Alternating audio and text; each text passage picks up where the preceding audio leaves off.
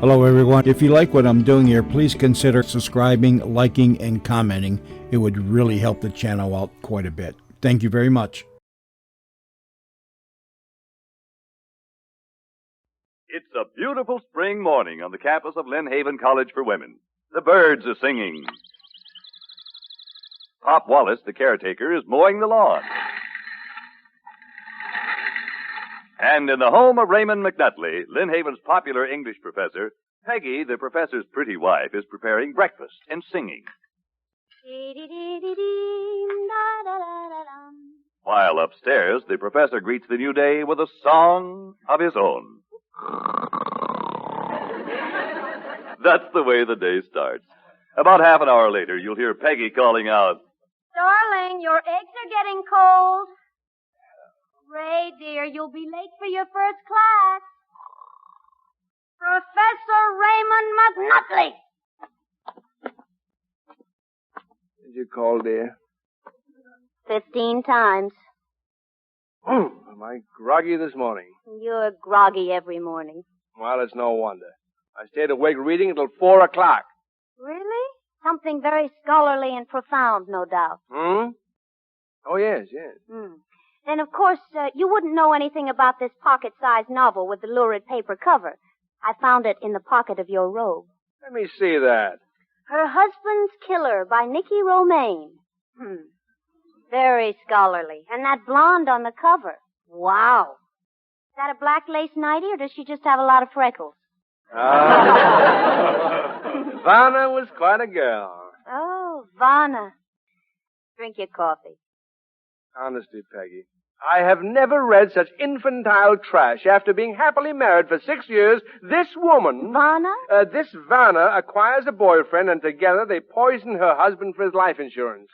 Say, did you remember to mail the check on your policy? Look, I certainly did. I put it right in this pocket yesterday where I couldn't possibly forget it, and I... Yes? I'll mail it today. But getting back to Vanna... Oh, must we? Have you ever heard of anything so preposterous? A happily married woman killing her husband? Oh, I don't think it's so preposterous. You don't? No. Plenty of times when you've forgotten to do something you promised to do, I've been so mad I could kill you.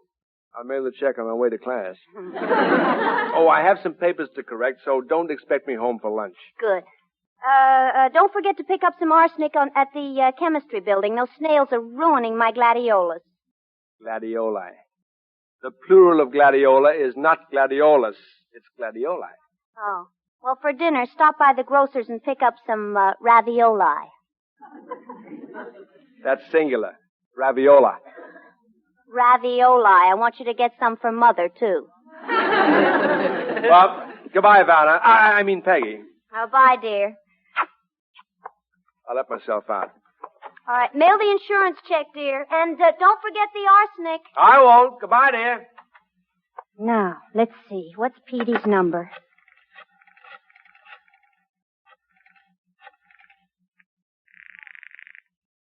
Hello, Petey? This is Peggy, Pete. I want you to do me a favor. Ray's been dying to get an outboard motor for the fishing boat, so I thought I'd surprise him with one for our anniversary. The only trouble is I don't know anything about motors, and you're an expert, so You? Oh, you're a dear. Now, look, there's not much time. Mail a check. Don't forget the arsenic. From the way Peggy talks, anybody'd think I ought to make a list of everything I had to remember, put it carefully in my briefcase, and... Oh, my briefcase. Left it in the hall. Have to go back. If Peggy finds out I forgot it, I'll never hear the end of it. Then why don't you come over here for lunch today and we'll discuss it? Oh, of course it's safe. Ray said he wouldn't be home for lunch today. I'll be talking to one of her girlfriends. Oh, here's the briefcase. Oh, you're a man after my own heart. That doesn't sound like any girlfriend. Well, I've got to get it quickly, so please make it today for sure. Well, you know more about it than I do, but that sounds like it should take good care of him.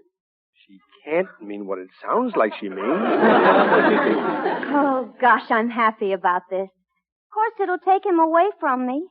I guess she can. Now, how does it work?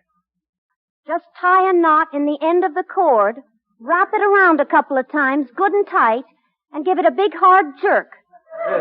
Oh, and if there's any coughing and sputtering, you start over. Then I'll see you for lunch. Bye.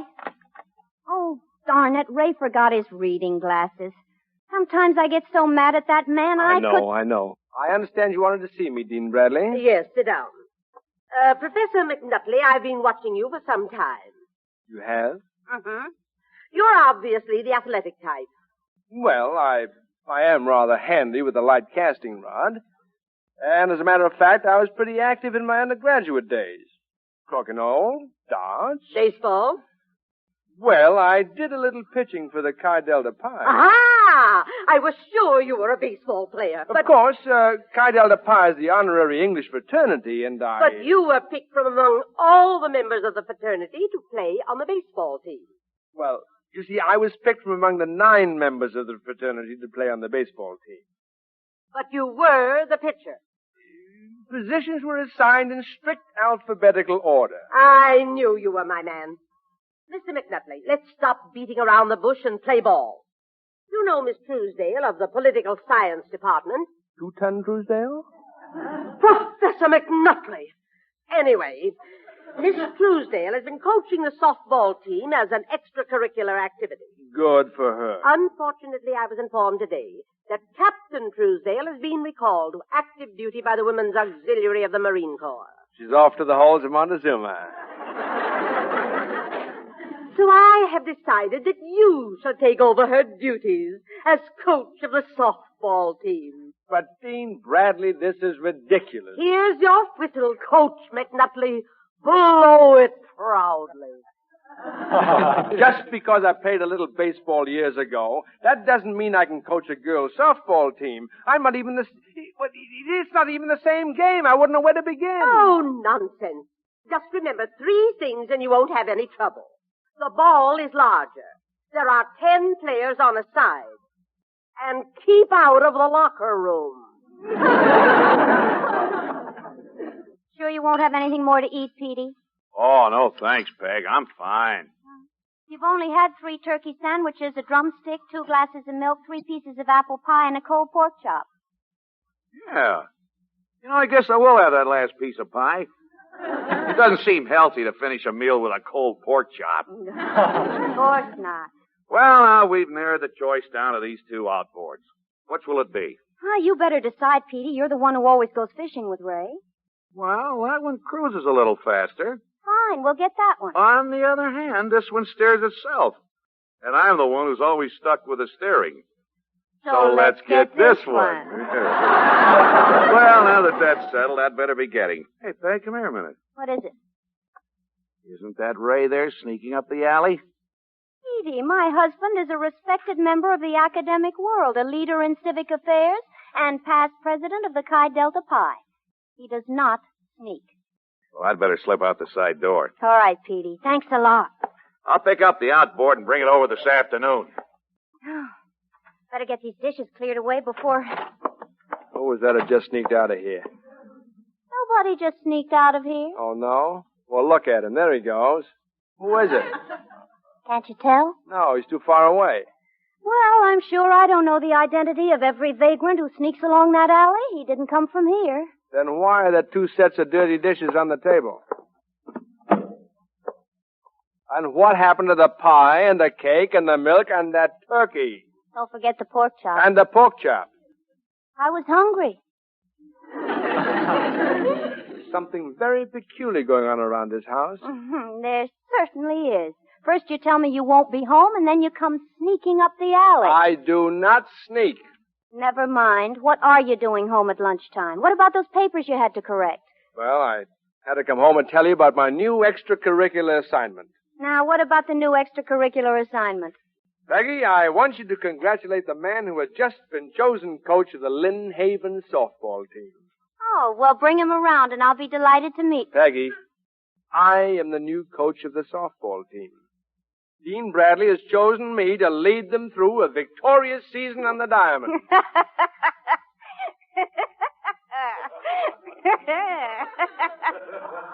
Peggy, this mirth is unseemly. I can't help it. The thought of you coaching baseball, it's just too much. Well, for your information, Lynn Haven's prospects look very good. My students inform me that the team captain, Lefty Smalley, is an excellent pitcher. She has a good fastball, a curve... And probably looks like Cecil, the C6 sea serpent.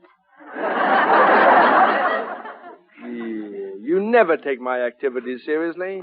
I'm sorry, Ray. It's just that when I think of you out there coaching at third base...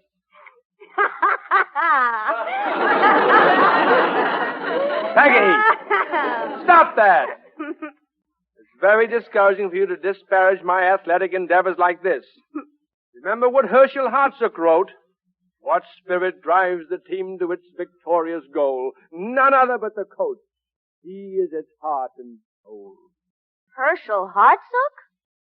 Who's he? The poet laureate of baseball? No, he's the janitor in the locker room of the Baltimore Orioles.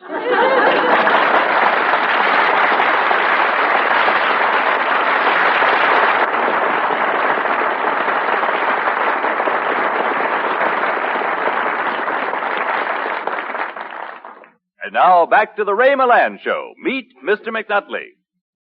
Well, today is the day that Professor Raymond McNutley takes over his duties as coach of the Lynn Haven College softball team. He's bubbling with enthusiasm for his new job as we join him at the door of the girls' gymnasium. Get a hold of yourself, McNutley. It's only a girls' gymnasium. It's not a lion's den.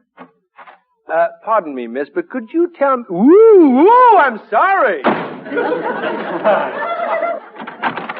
What's the matter, Professor? Didn't you ever see a girl in shorts like these before? Well, let's say I never saw a girl like you in shorts like those before.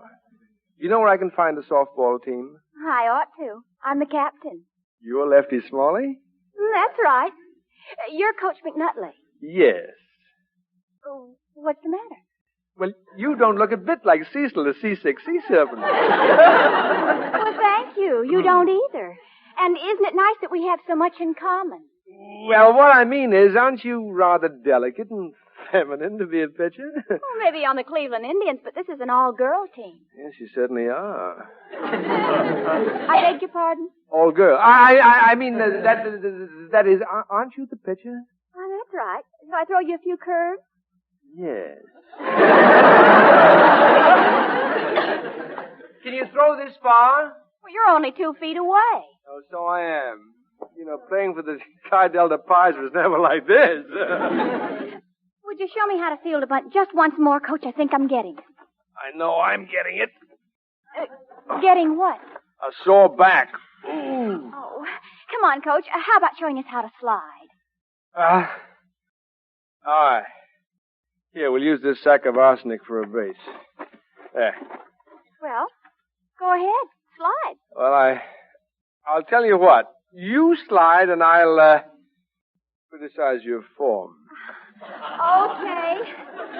Watch this, Coach. Oh, my ankle. Oh, dear. Here, let me help you up. There.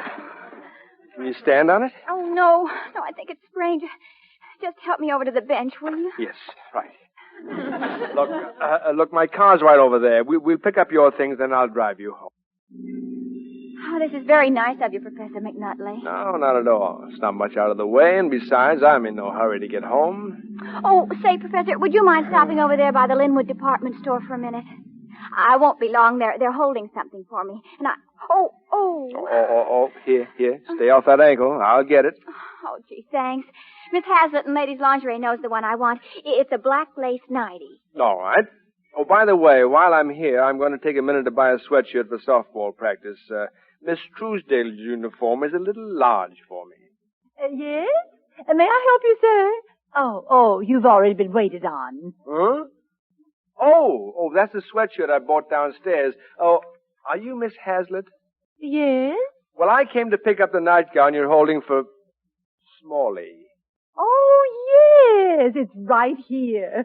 Oh, let me show it to you. Oh, isn't it a lovely thing? My. Oh, it looks like it came right off the cover of Vogue. Looks like it came right off the cover of her husband's killer. Wow. Professor McNutley, Oh, Dean Bradley. what are you doing with that slinky black lace nightgown? Buying it. It's charming. I know your wife will be thrilled with it. Oh, it's not for Peggy. What? Well, I mean, I wouldn't want her to know about my buying it. Oh, a surprise. You might put it that way, yes. Oh, here's your package, Mr. Smalley. Mr. Smalley. Hmm? Oh, thanks.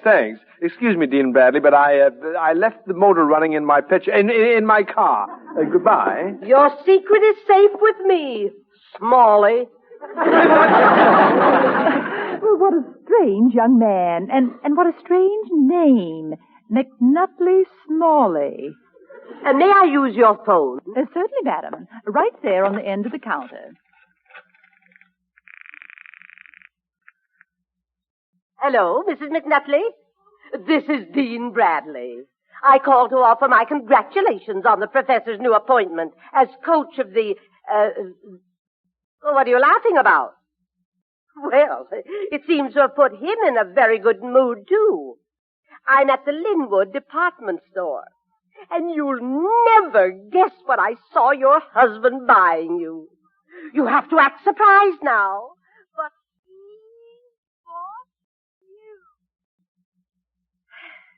bought you. You see, Petey, I told you Ray wouldn't forget our anniversary. Well, he has every other year. Well, he didn't this year. He bought me a lovely black lace nightie. Yeah. Just like the one Vanna wears.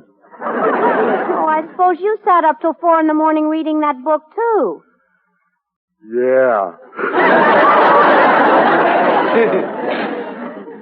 Say, Peg, where do you want me to hide this outboard motor? Let's see. Now, there's plenty of room in the refrigerator since you had that light lunch. No, that's the first place he'd look. I know. Put it here in the linen closet. Yeah, but suppose he wants to get a towel. Oh, not Ray. He always waits until he's in the shower. Then he discovers that he needs a towel. And I have to bring him one. No, it'll be safe in the linen closet.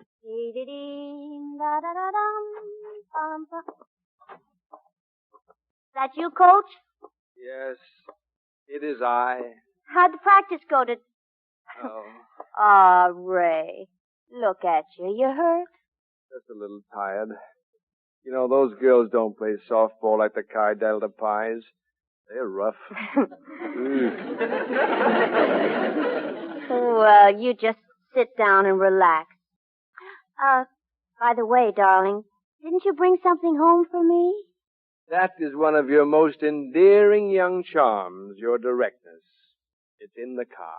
Oh, you just stay where you are. I'll run out and get it. Oh, am I bushed. I hope I don't have to move from this chair all evening. Oh, Ray, you're a darling. It's gorgeous. I've never heard of a pound of arsenic being described in exactly those terms before. Not the arsenic, silly. My nightie. Your what?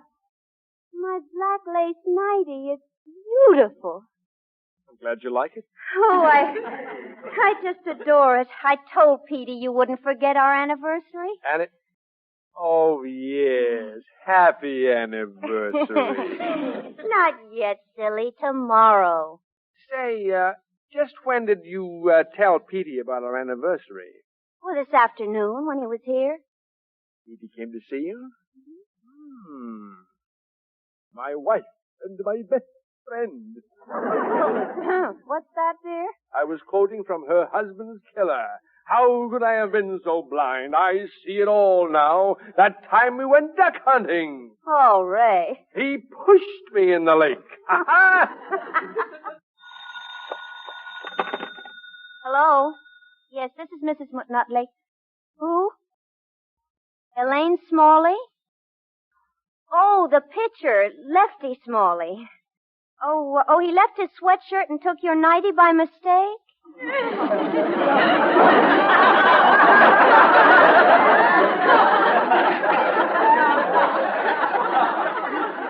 I see. Well, I'm sure he won't won't object to correcting the mistake. No, he won't mind, not at all. Bye, Lefty. She doesn't sound at all like Cecil the C6 sea serpent. Ray, where are you going? The linen closet. Oh, Ray, what do you want in the linen closet? A bath towel. What would I be likely to find in the linen closet?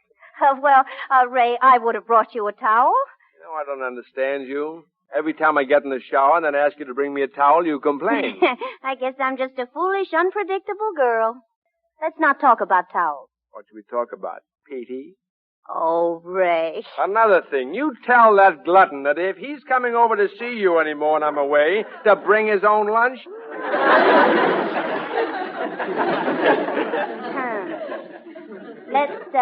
Ray, let's talk about my lovely anniversary present. I don't think you want me to get a towel. I don't. There's something in that closet I'll bet Petey is in there. Oh, is he? Well, I'm going to find out right now. All right, Petey, come out eating.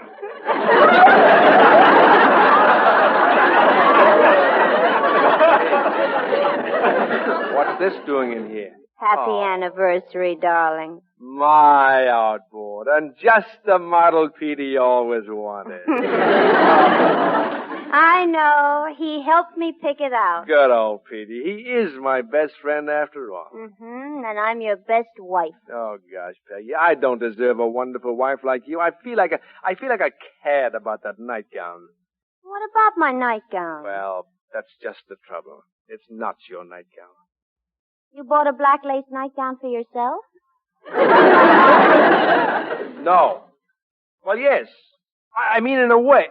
That is, you see, she sprained the nightgown. I mean, my sweatshirt was in the car. Never mind. Hold it. We can't have the Lynn Haven softball coach breaking a blood vessel on the eve of a big season. But you see, I know. Lefty phoned a little while ago. She'll bring your sweatshirt to class tomorrow. You mean you already knew I'd forgotten our anniversary? Mm-hmm. But I love you for telling me yourself. Peg, I got a wonderful idea. Just came to me. How would you like to keep the night to yourself? Oh, that is a wonderful idea. I'd love it. Good. And I'll just reimburse Lefty tomorrow and... Ooh, come here, sweetheart. Ooh.